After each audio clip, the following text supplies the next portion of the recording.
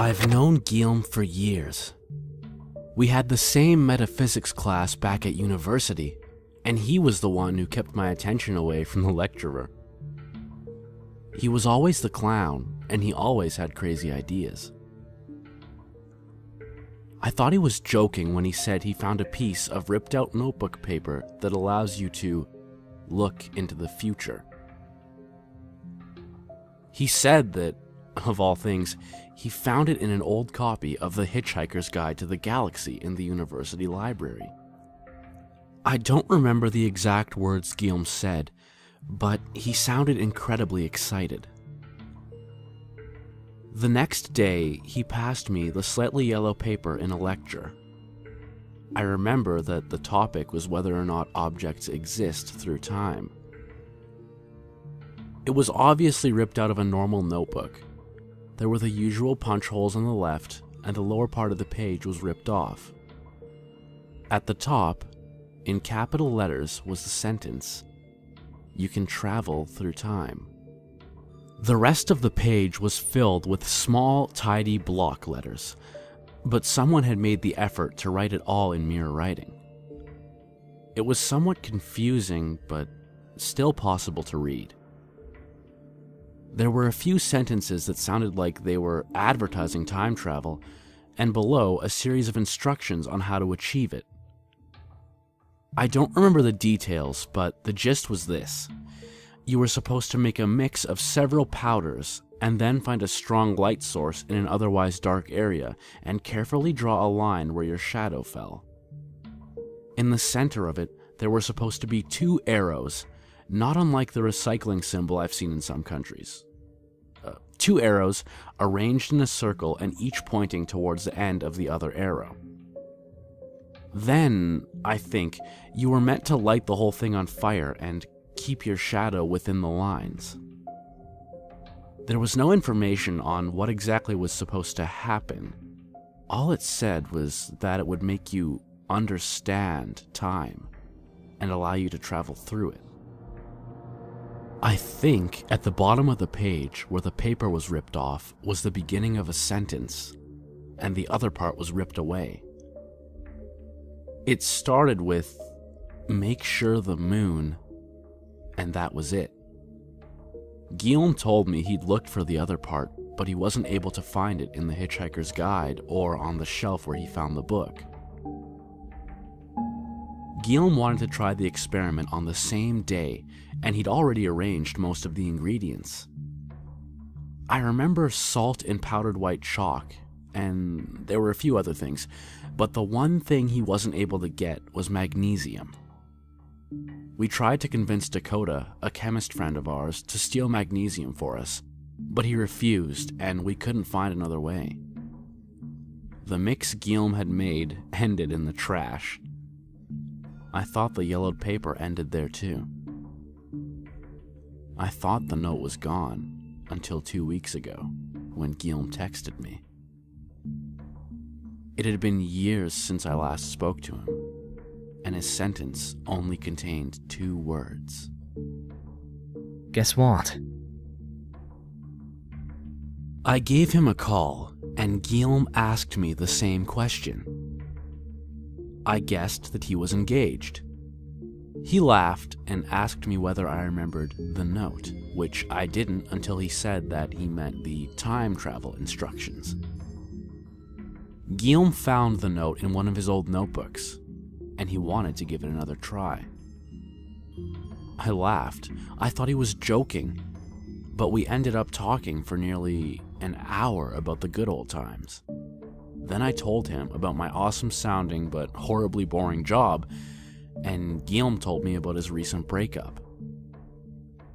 We met up on Friday night, had a great laugh, and just before we said goodbye, Guillaume said that he had all the materials ready and was going to try time travel that very night.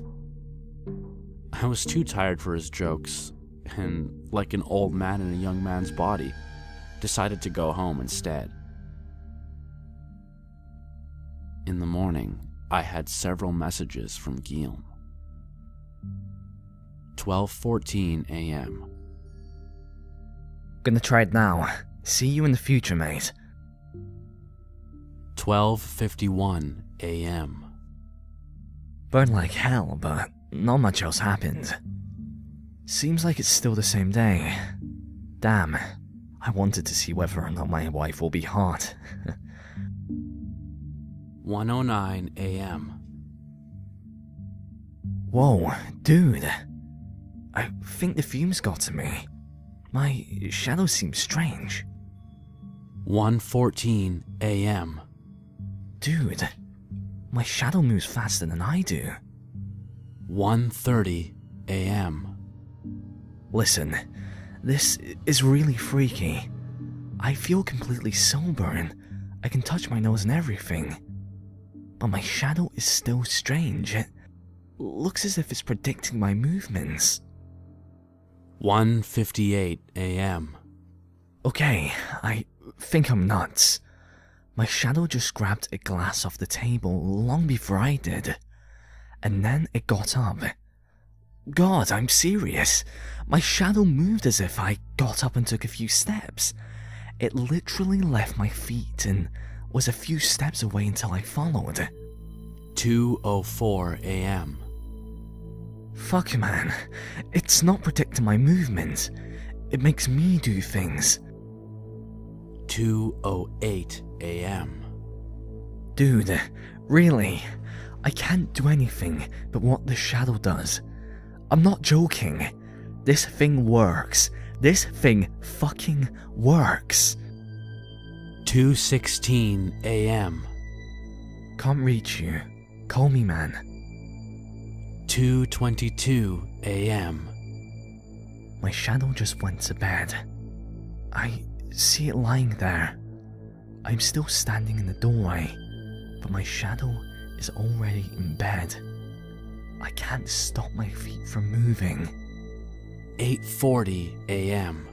My shadow is not here. I don't have a fucking shadow. Fuck, man. This is scary. Call me. 9:09 a.m. Dude, my shadow was waiting in the shower. I'm not joking. It left the room when I stepped inside, but I couldn't follow it. Now I'm in the kitchen, and my shadow is moving near the counter. I think it's making sandwiches. 9:20 a.m. You should try time travel too. It's awesome. 9:28 a.m. I didn't want to write that. I wrote that to several people. I didn't want to. Don't fucking do it. Help me. 9:30 a.m. It just left the house. It took something out of its pocket and threw it on the table. I think it was the phone. Please. I tried to call Guillaume, but he didn't answer his phone. I only managed to reach him at night, and he behaved normally and said that he was fine and that he was just joking in the morning. We talked for a while, and everything really did seem fine. There were some erratic notes in his voice, some occasional cracks as if he were interrupting himself, but he said it was just a sore throat. I wasn't sure what to make of Guillaume's behavior. It was just 2 days before April the 1st, and I didn't put it past him to play an elaborate prank on an old friend. On Sunday, I texted Guillaume again, but he didn't reply. And on April the 1st, I was proven right. He sent me a bunch of messages, one after the other. 11:03 a.m. Call me. I need to show you something. 11:04 a.m. I need to show you something. 11:05 a.m. I can show you how to do time travel. Call me. This is awesome, man. Call me, or better even, come over. At 11:06, Guillaume called me. I didn't see his messages until after the phone conversation, but the conversation was nearly the same as his messages. He kept repeating that he'd traveled in time and that he wanted to show me how to do it. "Come over," Guillaume said again and again. "You really need to try this." Guillaume seemed disappointed, nearly angry when I told him that I didn't have time to come over. I knew it would take me at least an hour to get to his house, and I already had plans with my girlfriend for the night. I promised Guillaume to meet up the next day. After our phone conversation, I got straight away another message. Come over. I can show you how to time travel. He sent the same message 3 more times during the evening. When he sent a 4th message, I put my phone on silent. In the morning, I had 2 mailbox messages from Guillaume. The first was around 11 p.m. and was very short. Come over. I can show you how to time travel. The second was from around 3 a.m. In this message, Guillaume's voice sounded hoarse. Come over. You can travel through time. You need to try this. I can show you how to time travel. Come over. You can travel through time. You need to try this. I can show you how to time travel. Come over. You can travel through time. You need to try this. I can show you how to time travel. Come... Help! I tried to call Guillaume when I heard this message, but his phone was dead. I checked my email and finally Facebook. His page was filled with several people asking Guillaume to stop spamming them, and one saying that he must have a spam bot in his email. Then I saw his status from 1 a.m. that same morning. I can show you how to time travel. It had about 40 likes and several comments. The first were asking Guillaume for his secret, but the latter comments were all asking Guillaume to stop spamming their inboxes. Throughout the night, he'd sent me 14 messages, nearly all identical except for 2 of them that had spelling errors. They all said the exact same thing. I can show you how to time travel. I wrote back, asking him to stop, and tried again to call him, but his phone was still dead. The whole day I was unable to get in touch with him. Text messages, phone, email, Facebook, Guillaume didn't respond to any of them. I wasn't sure whether he was still available for our evening meetup, but still, right after work I drove over to his place. I hadn't been there in years and got lost on the way. My mobile GPS finally led me in the right direction. Just then, when I was about 5 minutes from his house, I got another message from Guillaume. When you come over, I can show you how to time travel. Guillaume's house looked strange.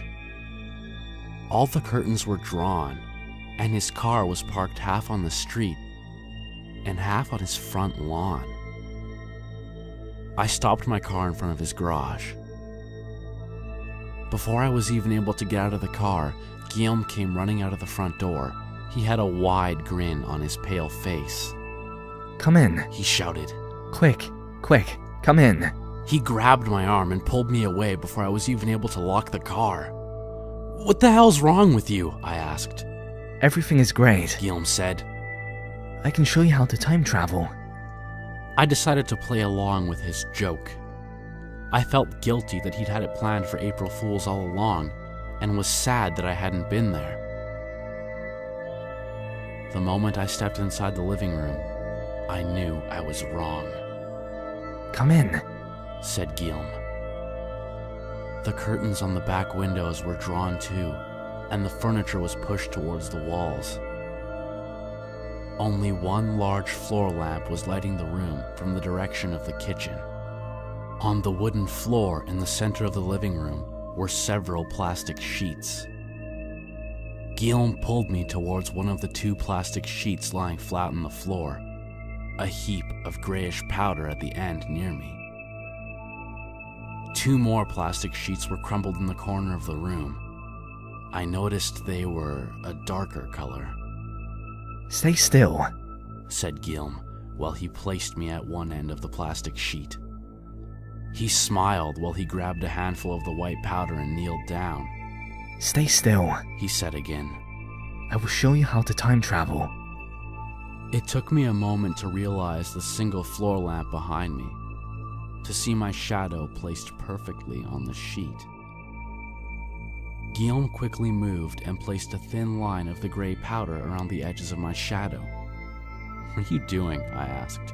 "Time travel," he said. When Guillaume reached my head, I had my first realization. Guillaume was using his left hand, but he'd always been right-handed. The grin on Guillaume's face began to grow when he finished my head, grabbed another handful of powder, and moved over to the other side of the sheet to outline the other side of my shadow. The moment Guillaume kneeled down on the other side, I had my second realization. Guillaume didn't have a shadow. I stepped backwards. My shadow grew. Guillaume stopped distributing powder and looked at me. His grin was gone. "Stay still," he said. "Stop it," I said. I can show you how to time travel," he said. You have to time travel." I took 2 steps toward the front door. Guillaume got up, the powder still in his hand. You have to time travel," he said. Guillaume took a few steps towards me. I took a few steps towards the door. Guillaume quickly followed me. I took another step, then began to run. Guillaume was closely behind me. "Time travel!" he screamed. I pulled the front door open. Guillaume tried to grab my arm, but I pulled it away and ran out the door. He froze for a moment. Then he began to run after me. "Time travel!" he screamed. "I can show you how to time travel." I pulled my car door open, leapt inside, and slammed the door shut. I just managed to lock the door before Guillaume pulled the handle. Guillaume grimaced and stepped backwards. I pushed the key into the ignition and turned it. Outside, Guillaume threw his gray powder onto the floor and pulled something out of his pocket. Just as I began to pull backwards, he lit a match. "I will show you how to time travel," he screamed. The car moved away from Guillaume's garage just when the powder began to burn. Only when I got on the street did I realize that the fire was just next to where my car had been. Guillaume hadn't tried to throw the powder on my car. He'd thrown it on my car's shadow. On the drive home, I convinced myself that it was all just a prank. When I got home, I was half expecting to find a video of myself online. Instead, I realized that I couldn't access Guillaume's Facebook page anymore. I still can't. I still can't access his page, and I can't reach him. I thought about calling the police, or maybe social services, or somebody who deals with mental problems. But late that night, I got another text message. It was Dakota, our chemist friend. And since then, he has sent me more than 30 messages. They all say exactly the same thing. "Come over. I'll show you how to time travel."